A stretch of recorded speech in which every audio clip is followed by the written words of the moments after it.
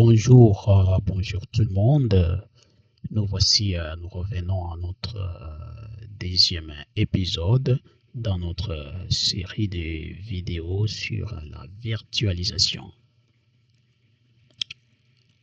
Comme nous l'avons vu tantôt, on a vu une brève introduction dans la toute première vidéo dans ce même playlist et par la suite, nous passons à notre vidéo numéro 2 et celle-ci va nous parler spécifiquement de l'hyperviseur de type 1.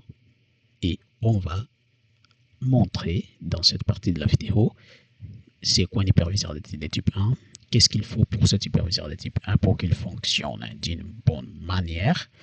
On va ensuite voir comment utiliser un hyperviseur de type 1 et comment l'installer aussi et comment créer une machine virtuelle et comment mettre ces machines virtuelles dans un hyperviseur sur les réseaux. Donc faire en sorte que 2 ou 3 machines virtuelles puissent communiquer avec la machine physique ou d'autres machines virtuelles. Voilà le sujet d'aujourd'hui. Et avant d'entrer dans le vif du sujet, je vais vous passer mon générique et on va revenir dans quelques minutes. Et avant que je ne vous mette ces génériques, je vous invite à vous abonner, à commenter, à donner vos avis dans les commentaires sur le sujet de la technologie de l'information qui vous intéresse. Encore une fois, je suis IT Jesh de IT Sans Frontières. C'est parti.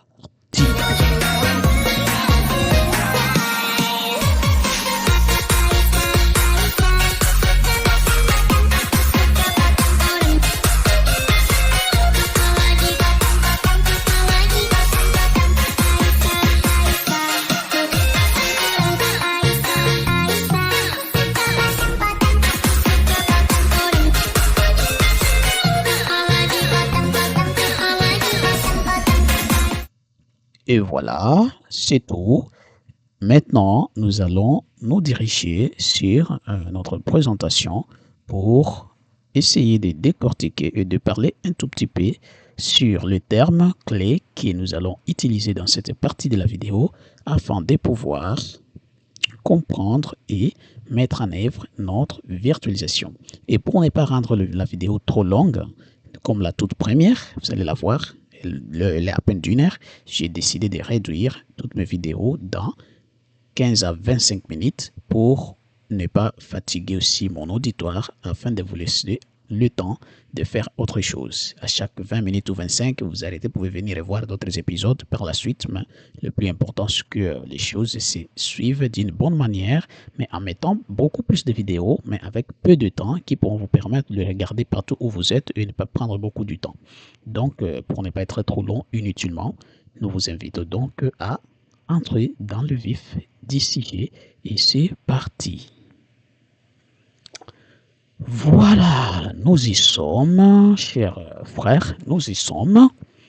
Donc, ce qui m'intéresse actuellement, c'est les hyperviseurs. Avant d'aller beaucoup plus loin, nous allons faire un récapitulatif sur la virtualisation et les hyperviseurs. Aujourd'hui, c'est l'hyperviseur de type 1, comme vous pouvez le voir.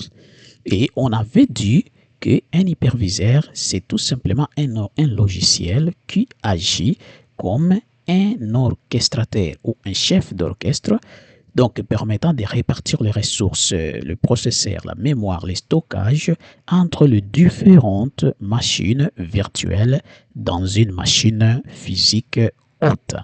Et parmi les hyperviseurs de type 1, nous allons voir hyperviseur Hyper-V, lui c'est pour Microsoft, lui c'est celui qu'on va voir en type.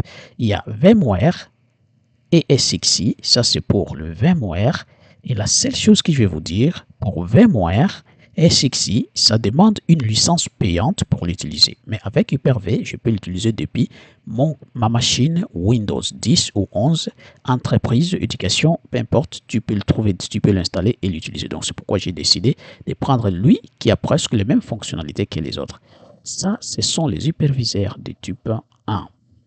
Maintenant, nous allons aussi à comprendre la récapitulatif des superviseur de type 1 et ses particularités. On avait dit dans la dernière vidéo que ces types d'hyperviseurs sont appelés de type 1 parce qu'ils sont des superviseurs barre métal. Donc, ils s'installent directement sur la matériel physique, sur la machine, le matériel physique, sans intervenir un système d'exploitation au préalable. Donc, pour installer VMware ou Hyper-V, tu n'as pas besoin d'avoir un système d'exploitation comme Windows, Linux, peu importe. Tu as juste besoin d'avoir l'ISO ou les clés bootables, la clé bootable détenant cet hyperviseur et tu l'installes dessus. Voilà, c'est tout ce que je voulais dire. Et donc, ils sont très performants, comme on avait dit, à cause de cela, parce qu'ils n'ont pas beaucoup de couches entre la machine, le matériel et le logiciel. Donc, on avait donné des exemples, SXI, Hyper-V, ainsi de Xen et ainsi de suite. Ça, c'était juste le récapitulatif. Si vous voulez comprendre, vous pouvez vous rendre dans la vidéo numéro 1. Et là, vous verrez beaucoup plus de détails sur le sujet.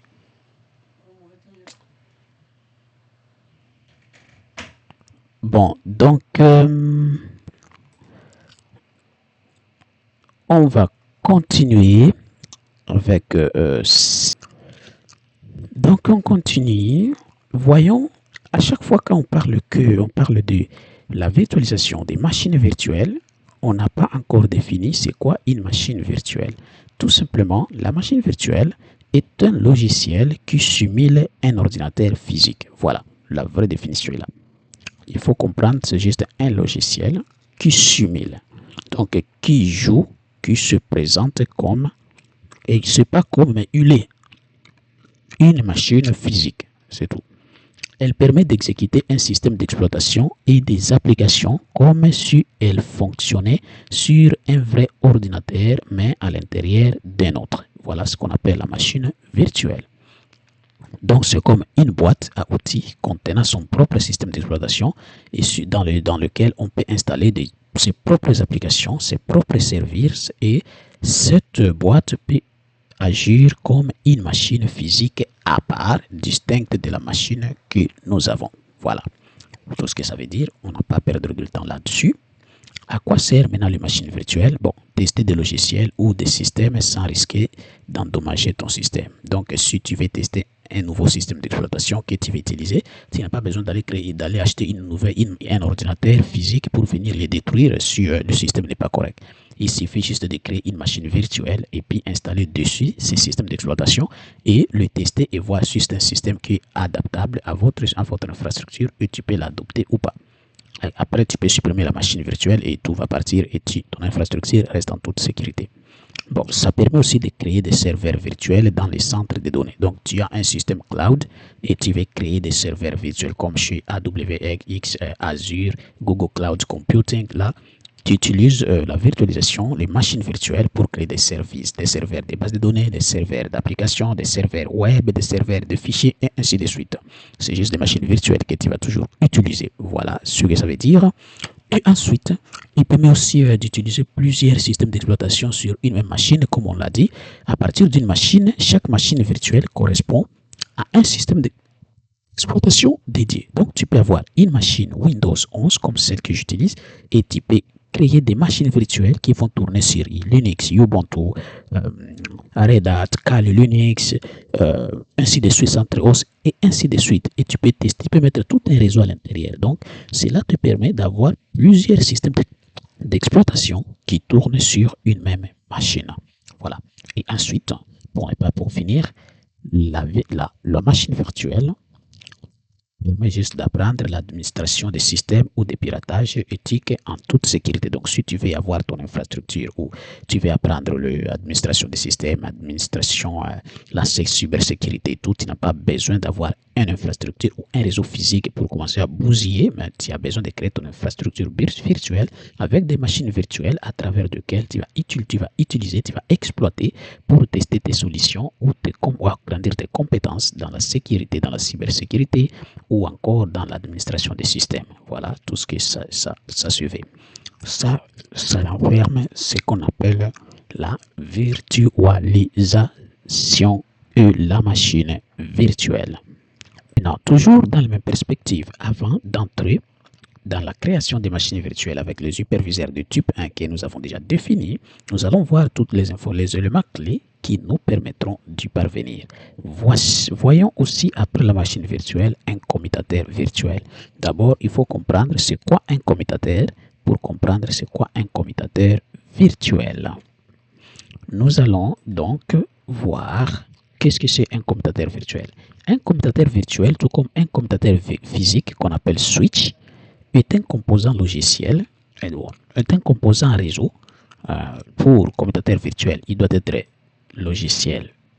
Mais pour le commutateur au sens propre, c'est un composant réseau physique, un matériel réseau physique qui permet l'interconnexion et la communication entre plusieurs ordinateurs ou entre plusieurs autres dans ces réseaux, c'est-à-dire pour que une machine parle avec une autre, des ordinateurs se parlent, pour qu'une machine parle avec un serveur, une tablette avec une machine, un ordinateur, un cellulaire avec un ordinateur, ou un téléphone, donc une téléphonie IP, téléphone IP avec notre téléphone IP, tout ça. Donc, toute communication entre réseaux, surtout dans la couche 2, parce qu'il faut savoir que les commutateurs, c'est vraiment des matériels réseau de couche 2. Ça, on n'est pas en architecture réseau pour en parler en profondeur. C'est la seule chose que je vais vous dire, ce qu'il faut retenir ici. On parle d'un commutateur, c'est un composant réseau de couche 2 qui permet d'interconnecter les autres réseaux. Donc, si je dis les autres réseaux, c'est-à-dire les périphériques finaux. Donc, les ordinateurs, les téléphones, les serveurs, et ainsi de suite. Les imprimantes et tout cela. Tous se connectent sur un commutateur ou un switch pour que les autres machines du réseau puissent accéder à celui-ci. Voilà. Maintenant, nous partons dans ce que nous appelons un commutateur virtuel. Il joue le même rôle que les commutateurs physiques, sauf que les commutateurs physiques connectent les machines physiques et tout, les ordinateurs physiques, les serveurs physiques, les ordinateurs physiques et tout. Et la machine et commutateur virtuel, lui, il fait la même chose pour les machines virtuelles. C'est tout ce qu'il faut comprendre. Donc, si des ordinateurs doivent avoir besoin d'un commutateur pour se parler, donc il faut savoir aussi des machines virtuelles ont besoin d'un commutateur virtuel pour se parler. C'est tout ce que je vais dire. Par là, c'est ça. On n'a pas besoin de vous expliquer trop longtemps sur ce sujet-là pour que vous les compreniez. Donc, nous pouvons voir par exemple dans VMware, il y a plusieurs types de commutateurs virtuels. Il y a les switches standards VSS, on va voir c'est quoi. Il y a les switches distribués VDS, il y a le NSX Virtual Switch NVDS.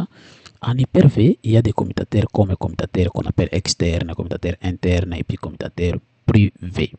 Donc mes chers amis, ce type de commutateurs, je vais juste en parler parce qu'on est encore à la 13e minute. Donc, on a encore assez de temps pour y arriver. Bon, parlons des commutateurs virtuels dans VMware. Là, on a cité quelques types de commutateurs parce que ce que je vais vous aider ici, vous devez comprendre que les commutateurs virtuels sont souvent variables d'un hyperviseur à l'autre. Donc, chaque hyperviseur n'a pas forcément le même nom. C'est très important de retenir le même nom ou les mêmes fonctionnements sur ces commutateurs virtuels.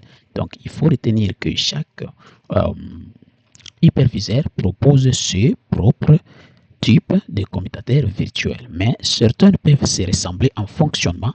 Mais ce qu'il faut retenir à chaque fois quand tu veux utiliser un hyperviseur X, il faut s'assurer que tu comprends ces types de commutateurs virtuels pour permettre la communication réseau entre tes machines virtuelles ou entre les machines virtuelles et les machines physiques. Voilà. Voyons maintenant le premier type de commutateur virtuel dans le VMware, pour l'hyperviseur VMware. Il y a un switch standard qui s'appelle VSS. Celui-ci, c'est un commutateur local à chaque hôte et SXI. Qu'est-ce que ça veut dire? Donc, pour le VMware, il y a chaque machine hôte, donc sur laquelle on installe un hyperviseur VMware et SXI peut avoir ses propres commutateurs à lui seul pour ses propres machines virtuelles. C'est-à-dire, ce commutateur-là ne peut pas parler avec d'autres machines virtuelle qui se trouve dans un autre hôte qui détiennent d'autres machines. Donc, s'il y a des hôtes, ou 5 ou 10 ou 25 hôtes, je ne sais pas, peu importe, qui détiennent chacune des machines virtuelles, maintenant, dans chaque hôte, il doit y avoir ce propre VSS. Donc, Virtual Switch Standard pour faire la communication interne dans cette même hôte de toutes les machines virtuelles qui s'y trouvent. Donc, bref, un switch standard permet la communication entre les machines virtuelles dans un même hôte. C'est tout. Ou avec l'hôte de ce machine virtuelle. Voilà des possibilités. Il ne peut pas aller à l'extérieur du réseau, il reste sur son hôte ou à l'intérieur des machines virtuelles dans l'hôte et au maximum sur l'hôte en question et il s'arrête là. Voilà. Donc, on peut dire que les switches standard, on peut l'appeler en d'autres termes un switch interne. Donc, il ne va pas à l'extérieur de son hôte, il reste à l'intérieur. C'est tout. Il y a maintenant un switch distribué. Lui, là, c'est un commutateur centralisé géré via vCenter. Parce qu'il faut savoir, vCenter, c'est un logiciel de gestion de la virtualisation en VMware qui s'appelle VMware Workstation. Donc, vCenter, c'est une machine virtuelle aussi qu'on télécharge et qui nous permet de gérer toutes les machines virtuelles d'une manière centralisée dans un cluster ou plusieurs clusters VMware. C'est tout ce que je vais dire. ESX VMware. Voilà. Donc, un switch distribué, lui, à son tour, contrairement au switch standard qui ne permet que la communication entre les machines à l'intérieur d'un même hôte, le switch distribué, lui, comme il est géré par le vCenter, donc un système un peu plus vaste que le seul standard, donc qui va englober tous les hyperviseurs, tous les hôtes qui se trouvent dans le réseau. Lui, à son tour, qu'est-ce qu'il va faire? Il va permettre la configuration uniforme sur plusieurs hôtes. Donc, le vSwitch centralisé permet la communication de toutes les machines virtuelles se trouvant dans tous les hôtes. C'est ce qu'il faut comprendre. Donc, toutes les machines virtuelles qui se trouvent dans toutes les hôtes peuvent se communiquer, peuvent parler ensemble à partir d'un switch distribué qu'on appelle vSwitch,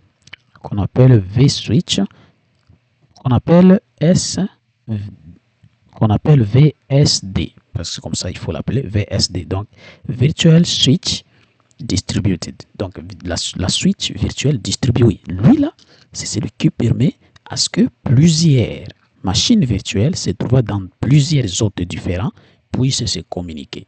Voilà, donc c'est vraiment un switch généralisé qui généralise toutes les hôtes du système, qui généralise la communication de toutes les machines virtuelles, se trouvant dans tous les hôtes du système. Voilà tout ce que je voulais dire pour lui. C'est ce qu'on peut appeler en d'autres termes comme un switch externe ou généralisé. Bon, il y a maintenant NSX, switch VNS. Lui, il n'est pas beaucoup plus, je ne l'ai pas trop utilisé. Lui, il est utilisé dans les environnements VMware NSX, donc réseau défini par un logiciel. Voilà. Il supporte la micro-segmentation overlay des networks, VXLAN et Genève. Voilà. Ensuite, voyons aussi les commutateurs virtuels dans l'Hyper-V.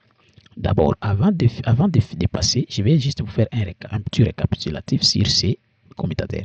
Il faut comprendre que les switches standard VSSS, c'est un switch interne qui ne la communication, qui ne permet que la communication entre les machines virtuelles se trouvant dans une même hôte. C'est tout.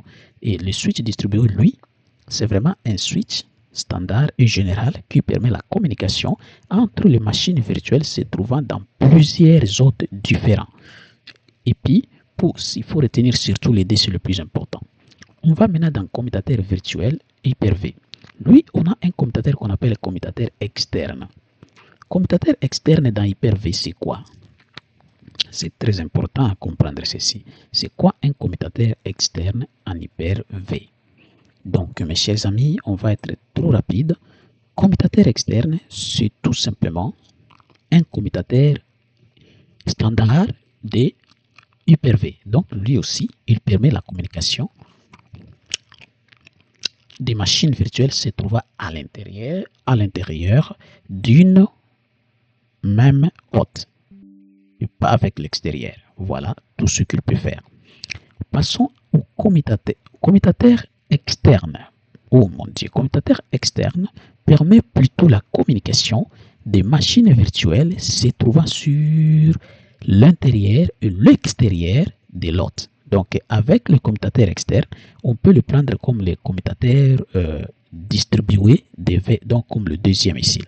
Donc, lui, il joue le même rôle que celui-ci. Donc, il permet juste à la machine virtuelle de communiquer avec le monde extérieur ou avec le monde intérieur à la fois.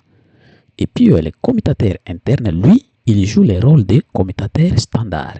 Donc, lui aussi, il permet juste la communication des machines se trouvant à l'intérieur d'un même hôte. C'est tout. Et le commutateur ou juste d'un même hôte, mais là, c'est là où il y a une subtilité avec lui. Lui, c'est avec un même hôte avec la machine physique. C'est comme le standard. Mais le Microsoft, lui, va beaucoup plus loin, Hyper-V, parce qu'il y a aussi un autre commutateur qu'on appelle privé. Lui, il permet seulement la communication des machines virtuelles, entre machines virtuelles, à l'intérieur d'un même hôte, mais ne peut pas permettre la communication des machines virtuelles avec l'hôte en question. Donc, c'est juste les machines virtuelles qui doivent parler entre eux, mais pas avec l'hôte. Mais l'interne, lui, il permet la communication entre machines virtuelles et aux limites avec l'hôte qui héberge ces machines. Voilà la différence. Et puis, vous pouvez aussi voir pour la solution open source. Là, on va parler des commutateurs. On va parler des commutateurs virtuels. Des commutateurs virtuels de Proxmox VE. Lui, c'est une solution Linux open source, c'est un hyperviseur open source. Pourquoi je vous le donne? Lui, il appelle Linux Bridge, VMBR. Lui, il s'appelle pont en français. Donc, le bridge, comme tu le vois, le pont, c'est un commutateur standard basé sur le pont Linux. Simple à configurer et bien intégré. Lui, qu'est-ce qu'il fait le bridge là? Le bridge, c'est celui qui permet la communication de toutes les machines internes avec le réseau externe. C'est comme le standard, c'est comme le distribué ou le switch externe. C'est un peu lui. Lui, il joue aussi le rôle de commutateur externe, mais pour les solutions open source. Bon, on va aussi voir le OpenSwitch OVS. Lui, il est plus avancé, utilisé pour des fonctionnalités complexes. Lui, là, il gère quand même beaucoup de choses. Il permet le VLAN. Si vous ne comprenez pas le VLAN, c'est quoi? Les jours où je parlerai de l'infrastructure réseau, de l'architecture réseau, des vidéos qui seront basées sur l'architecture réseau, là, on parlera de ceci. VLAN, Virtual LAN Area Network. Donc, on va en parler. Des tunneling, ça c'est le VPC, le tunneling. Donc le tunneling, c'est ce qui nous ramène à faire des VPN, c'est créer des tunnels de communication qui permettent juste les communications de bout en bout entre une source et une destination, et à partir desquelles on peut permettre ensuite de crypter. C'est ce qui donne naissance maintenant au VPN. Donc si on crée un tunnel, puis on met un tunnel, on crypte les échanges à travers ce tunnel, on appelle ça un tunnel VPN. Mais si on ne l'a pas encore crypté, il s'appelle directement seulement tunnel. C'est comme le protocole GRE. Ça, on pourra en voir, c'est avec l'architecture réseau. Bon, il y a aussi les OVS Bond. Lui, il regroupe plusieurs interfaces physiques pour créer un lien redondant ou agrégé. Donc, lui, il gère les Etherchannels. C'est quand même bien pour l'architecture, pour ceux qui sont fans de l'architecture réseau. Donc ça serait vraiment une solution importante si tu veux avoir un réseau robuste, redondant et qui respecte tout le mécanisme. Mes chers amis, je pense que ce qu'il faut retenir, nous devons comprendre que nous avons donc dans tous ces trois hyperviseurs, on a les commutateurs internes, les commutateurs externes et les commutateurs parfois privés. Donc voilà le terme le plus clair. Les externes permettent la communication des machines virtuelles à l'intérieur et à l'extérieur du système de son hôte. Les internes permettent généralement la communication à l'intérieur de l'hôte et avec l'hôte seulement.